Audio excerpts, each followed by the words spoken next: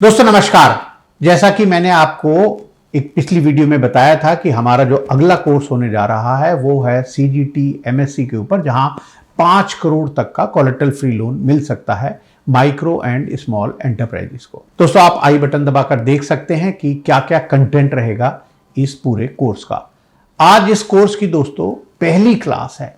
मैं आपको ये बताऊंगा कि इस स्कीम की शुरुआत कैसे हुई, क्या इसका नाम है, कैसे कैसे ये चेंज हुआ, कुछ की फीचर्स बताऊंगा और मैं फिर आपको बताऊंगा कि पूरे कोर्स में कुछ हम जो यूज करेंगे वर्ड्स, उनकी डेफिनेशंस क्या है। दोस्तों एक board of trustees of credit guarantee fund trust for micro and small enterprises CGT MSE, इन्होंने एक फ्रेम की एक scheme for the purpose of providing guarantee, यानी गारंटी देने के लिए जो भी क्रेडिट फैसिलिटीज दी जाती हैं लैंडिंग इंस्टीट्यूशन की तरफ से। मैं लैंडिंग इंस्टीट्यूशन भी आपको बताऊंगा कि कौन है, मैं ये भी बताऊंगा कि किसको ये फैसिलिटीज दी जानी है इस पूरे कोर्स में। इसलिए ध्यान से इस कोर्स को कीजिए और बहुत जल्द मैं आपको ये भी बताने वाला हूं कि आपको इन कोर्स को करने के बाद फ्री ऑफ कॉस्ट सर्टिफिकेट कैसे मिलेगा।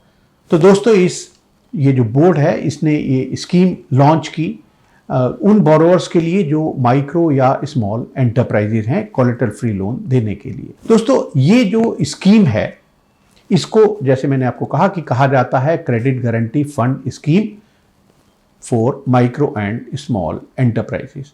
दोस्तों इसको पहले हम कहते थे credit guarantee fund scheme for small industries, यानी CGFSI। मैंने आपको कहा था कि मैं आपको इसका हिस्ट्री भी बताऊंगा।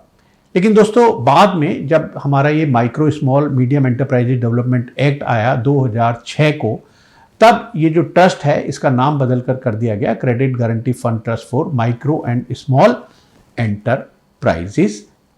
और जो स्कीम थी दोस्तों उसका नाम भी बदल दिया गया और इस स्कीम का नाम रखा गया credit guarantee fund scheme for micro and small enterprise. दोस्तों ये जो स्कीम है ये 1 अगस्त 2000 से शुरू हुई थी और इसमें जो एलिजिबल क्रेडिट फैसिलिटी दोस्तों जो दी गई लेंडिंग इंस्टीट्यूशन द्वारा एलिजिबल बोरोवर को, वो 1 जून 2000 बाद की जो फैसिलिटीज हैं वो कवर कर ली गई। मैं आज दोस्तों क्योंकि ये जो मैं कोर्स शुरू कर रहा हूं तो इसमें जो लेटेस्ट अपडेट है दोस्तों वो 1 अप्रैल 2023 तक जो भी अपडेट है वो मैं आपको सब यहाँ इस कोर्स में कवर करूंगा। और फिर दोस्तों हम वीडियो बनाते रहेंगे, जब भी कोई नए चेंज आएंगे तो मैं आपको अपडेटेड इंफॉर्मेशन तो देता ही रहता हूं। अब मैं दोस्तों आपको बताता हूं कुछ डेफिनेशन के बारे में, क्योंकि ये जो डेफिनेशन है ये इतनी इंपॉर्टेंट है। और जैसे मैंने आपसे कहा ये तो कोर्स है, तो हम तो समझिए एक दोस्तों आप कॉलेज में हैं, एक इंस्टीट्यूशन में हैं जहां पर आपको ये सारी इंफॉर्मेशन फ्री ऑफ कॉस्ट मिल रही है। तो किसी भी इंस्टीट्यूशन में जब आप कोई भी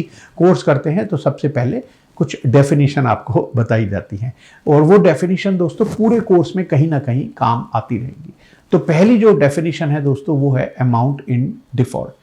दोस्तों कोई भी प्रिंसिपल या इंटरेस्ट अमाउंट जो आउटस्टैंडिंग होता है बोरोवर के अकाउंट में in respect of term loan, और जो भी अमाउंट आउटस्टैंडिंग रहता है वर्किंग कैपिटल फैसिलिटी के रूप में including interest as on the date of account being NPA, यानी जब अकाउंट NPA हो जाए उस डेट पर, या जिस डेट पर ये जो फाइनेंशियल इंस्टीट्यूशन हैं वो अपने क्लेम की एप्लीकेशन फाइल करते हैं, इनमें जो भी पहले होगा। और मैक्सिमम अमाउंट जो है दोस्तों वो 5 करोड़ तक हो सकता है इसमें। तो ये रही एक डेफिनेशन अमाउंट ऑफ डिफॉल्ट के बारे में। अब दोस्तों आप कहेंगे कि भैया बार बार ये कोलेटरल सिक्योरिटी बोलते हैं कि बिना कोलेटरल सिक्योरिटी, भैया ये कोलेटरल सिक्योरिटी क्या है? तो दोस्तों इसको भी डिफाइन किया गया है। तो कोलेटरल सिक्योरिटी का मतलब दोस्तों ये है जो भी आप सिक्योरिटी प्रोवाइड करते हैं प्राइमरी सिक्योरिटी के अलावा। मैं प्राइमरी सिक्योरिटी भी आपको बताऊंगा कि क्या होती है।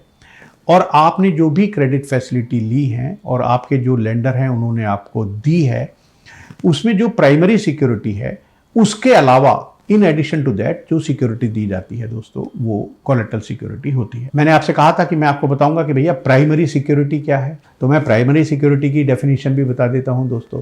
प्राइमरी सिक्योरिटी जो है दोस्तों किसी भी क्रेडिट फैसिलिटी में, उसका मतलब ये होता है कि जो भी एसेट क्रिएट करी गई हो out of the credit facilities जो बैंक ने दी है। यानी आपको अगर मशीन खरीदने के लिए दोस्तों किसी बैंक ने लोन दिया, तो जो मशीन है, जो एसेट है जिसके लिए खरीदने के लिए वो लोन दे रहे हैं, वो प्राइमरी सिक्योरिटी है।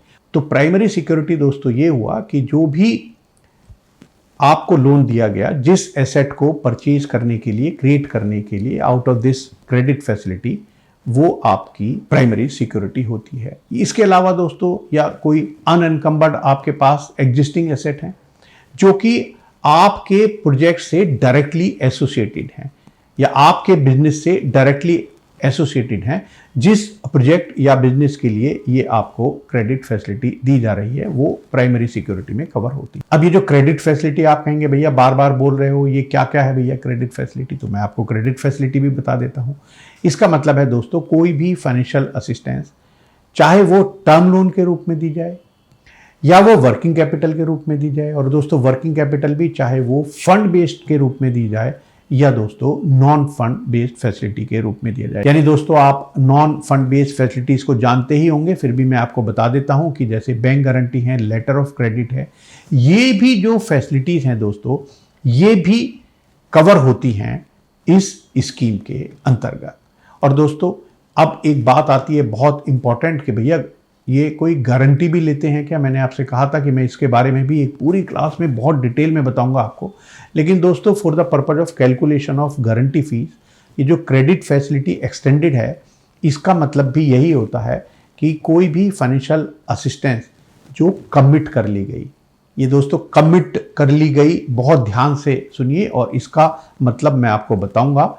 तो यानी जो भी बैंक्स ने, लैंडिंग इंस्टीट्यूशन ने, चाहे वो बैंक हो या, और मैं आपको बताऊंगा कौन कौन से लैंडिंग इंस्टीट्यूशन कवर होते हैं, उनके द्वारा जो भी कमिटमेंट कर लिया गया है कि मैं ये आपको सैंक्शन कर रहा हूं, ये मैं आपको पैसा देने के लिए कमिटेड हूं, वो कवर होते हैं, चाहे वो डिसबर्स हुई हो या ना डिसबर्स हुई हो। और दोस्तों for the purpose of calculation of guarantee fees, जो भी क्रेडिट फैसिलिटी एक्सटेंड कर दी गई है आपको, उसका मतलब है कि जो फंड बेस्ड हैं, नॉन फंड बेस्ड हैं, सारी फैसिलिटीज कवर हो जाती हैं। दोस्तों एक एलिजिबल बोरोवर बहुत इंपॉर्टेंट डेफिनेशन है। इसका मतलब यहाँ पर ये है इस स्कीम के लिए कि चाहे वो नए हो या वो एग्जिस्टिंग हो, और माइक्रो एंड स्मॉल एंटरप्राइजेज में कवर होते हैं, जिनको भी ये बैंक्स क्रेडिट फैसिलिटी प्रोवाइड करते हैं बिना किसी कोलेटरल सिक्योरिटी के, वो एलिजिबल बोरोवर होते हैं। दोस्तों इसके अलावा जो हाइब्रिड या पार्शियल कोलेटरल सिक्योरिटी के बारे में भी मैंने आपको कहा था कि मैं बताऊंगा। दोस्तों ये जो हाइब्रिड मॉडल है, इसमें ये कहा गया है कि आप एक कोलेटरल सिक्योरिटी भी ले सकते हैं किसी पोर्शन के लिए। यानी आपने अगर 10 करोड़ का लोन सैंक्शन किया तो उसमें आप 5 करोड़ के लिए कोलेटरल सिक्योरिटी ले रहे हैं, और बाकी जो 5 करोड़ है वो अनसिक्योर्ड जो पोर्शन बचा, उसके लिए इस स्कीम में कवर किया जा सकता है। दोस्तों एक और डेफिनेशन बड़ी इंपॉर्टेंट है, गारंटी कवर। उसका मतलब दोस्तों ये होता है कि जो मैक्सिमम कवर अवेलेबल है पर एलिजिबल बोरोवर। दोस्तों इसको याद रखिए कि ऐसा नहीं कि भैया एक बैंक के पास गए आप, उसको कहा कि साहब मुझे जरा दे दीजिएगा 5 करोड़ का ये कोलेटरल फ्री लोन, उससे ले लिया। अब दूसरे बैंक के पास जाएं, उसको कहें कि भाई साहब देखो आप तो दूसरा अलग बैंक हो, तो आप हमें 5 करोड़ का लोन और दे दीजिए क्योंकि हमारा बिजनेस बढ़ गया है, ये भी आप हमें CDT MSC में कर दीजिए, फिर तीसरे बैंक के पास चले जाएं। तो दोस्तों ये जो गारंटी कवर है ये पर बोरोवर के हिसाब से है। इसके बारे में भी मैं आपसे डिटेल में बात करूंगा इस पूरे कोर्स में। बहुत ही इंटरेस्टिंग होने वाला है दोस्तों ये कोर्स। शुरुआत में मैं बस आपको कुछ थ्योरेटिकल चीज़ें बता रहा हूँ, आने वाले जो दिन होंगे वो बहुत ही अमेजिंग होंगे, क्योंकि मैं आपको बताऊंगा कि क्या ये स्टार्टअप के लिए भी एलिजिबल हैं वो लेने के लिए लोन, क्या जो नए एंटरप्रेन्योर हैं वो एलिजिबल हैं, ले सकते हैं, तो कैसे ले सकते हैं, कितना मिल सकता है, कौन कौन सी एक्टिविटीज़ हैं, तो बहुत कुछ होने वाला है। इसीलिए इस चैनल को सब्सक्राइब भी कर लीजिएगा, क्योंकि आपको मैं बहुत जल्द बताने वाला हूं कि आपको इन कोर्स के लिए course completion certificate free of cost कैसे मिलने वाला है। दोस्तों जो लैंडिंग इंस्टीट्यूशन है ये बहुत इंपॉर्टेंट है कि आखिर किन किन के पास किन किन का दरवाजा आप खटखटा सकते हैं, कौन से लैंडिंग इंस्टीट्यूशन है। तो दोस्तों इसमें देखिए, एक तो जो कॉमर्शियल बैंक हैं, जो भी इंक्लूड हैं in the second schedule to the Reserve Bank of India Act 1934। इसके बारे में भी मैं आपको बताऊंगा कि ये कौन है दोस्तों। इसके अलावा जो रीजनल रूरल बैंक्स हैं, शेड्यूल्ड अर्बन कोऑपरेटिव बैंक्स हैं, non scheduled urban cooperative banks हैं, इसके अलावा दोस्तों स्टेट कोऑपरेटिव बैंक्स हैं, डिस्ट्रिक्ट सेंट्रल कोऑपरेटिव बैंक्स हैं, स्मॉल फाइनेंस बैंक्स हैं, माइक्रो फाइनेंस इंस्टीट्यूशन हैं, एनबीएफसी हैं, या कोई और ऐसा लेंडर जिसको ट्रस्ट कभी भी अलाउ कर सकता है कि भैया आप भी ये कोलेटरल फ्री लोन दे सकते हैं। दोस्तों एक और डेफिनेशन है नॉन परफॉर्मिंग एसेट्स। इसका मतलब दोस्तों सीधा ये है कि जो भी एसेट क्लासिफाई कर दी जाए एज एनपीए यानी नॉन परफॉर्मिंग एसेट, जो रिजर्व बैंक ऑफ इंडिया की गाइडलाइंस हैं उसके अंतर्गत। मैं आपको दोस्तों कोर्स में ये भी बताऊंगा कि एनपीए क्या होता है, रिजर्व बैंक कैसे डिफाइन करता है नॉन परफॉर्मिंग एसेट्स यानी एनपीए। दोस्तों सिडबी का भी मैं जिक्र करूंगा यहाँ पर इस पूरे कोर्स में, और सिडबी का जो मतलब है वो यही है, small industry development bank of India. तो दोस्तों आज के कोर्स में मैंने आपको कुछ बेसिक चीज़ें बताई। ये कोर्स जैसे जैसे आगे बढ़ेगा दोस्तों वैसे वैसे आपका जो इंटरेस्ट है वो इसमें बढ़ता जाएगा, और जैसे ही ये वीडियो आए तुरंत आप तक पहुंच जाए, उसके लिए तो आपको यही करना होगा कि इस चैनल को सब्सक्राइब कर रखना होगा, क्योंकि दोस्तों आपको सर्टिफिकेट भी तो लेना है लोन के साथ साथ इस कोर्स को कंप्लीट करने के बाद। और जो दोस्तों आखिरी दिन होगा उसमें तो मैं आपके साथ बैठकर यहाँ पर आपकी एप्लीकेशन कंप्लीट करूँगा, और फिर आपको बुलाऊंगा भी तो किसी भी सेमिनार या इवेंट में कि अब अगर आपके कुछ और भी डाउट रह गए हैं तो आइए हम और आप मिलकर बैठकर उनको दूर कर लेंगे। तो दोस्तों आज के लिए नमस्कार।